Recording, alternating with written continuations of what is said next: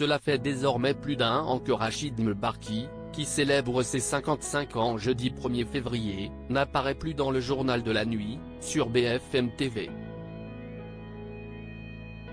Le journaliste avait été évincé du programme en janvier 2023 après une faute grave. Soupçonné d'ingérence, il avait déclaré aux Parisiens « On me reproche d'avoir donné à l'antenne des infos qui ne sont pas passées par les circuits de validation officiels ». Une enquête interne avait été ouverte dans la foulée à BFM TV, mais le journaliste a vite été remplacé par Thomas Joubert. Finalement, Rachid Mbarki a été mis en examen le 8 décembre dernier pour abus de confiance et corruption privée passive. Ainsi, l'animateur aurait perçu de l'argent pour diffuser des sujets orientés.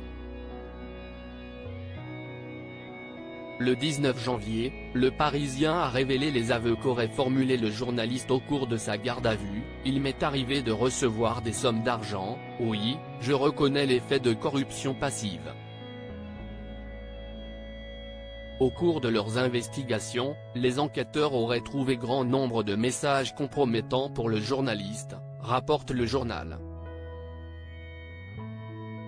Entre autres, la police aurait découvert la photocopie du RIB d'un compte de Rachid Mbarki sur le téléphone, ainsi que les traces d'un virement de 2000 €. Malgré tout, le présentateur de fait entrer l'accusé sur RMC Story peut compter sur la présence de sa compagne, Bouchra.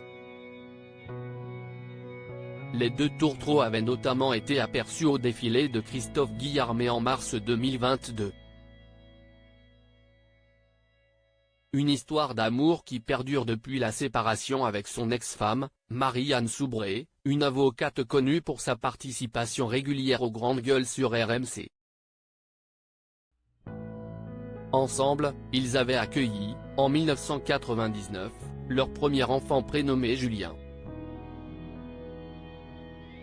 Ils se sont séparés en 2017 avant que le présentateur de 54 ans ne tombe sous le charme d'une certaine Bouchra. Plutôt discret sur sa vie privée, Rachid Mbarki ne publie guère de photos de sa femme ou de son fils sur les réseaux sociaux.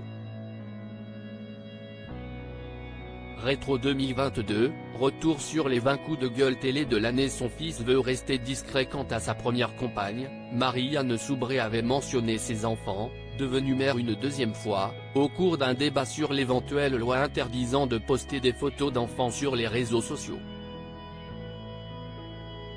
Mes enfants m'ont parfois dit, on ne veut pas que tu parles de nous.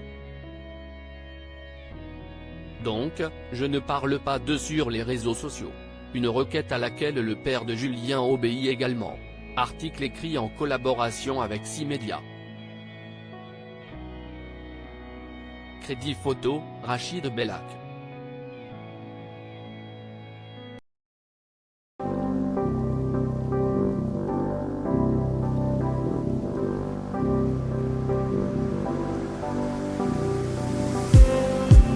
Just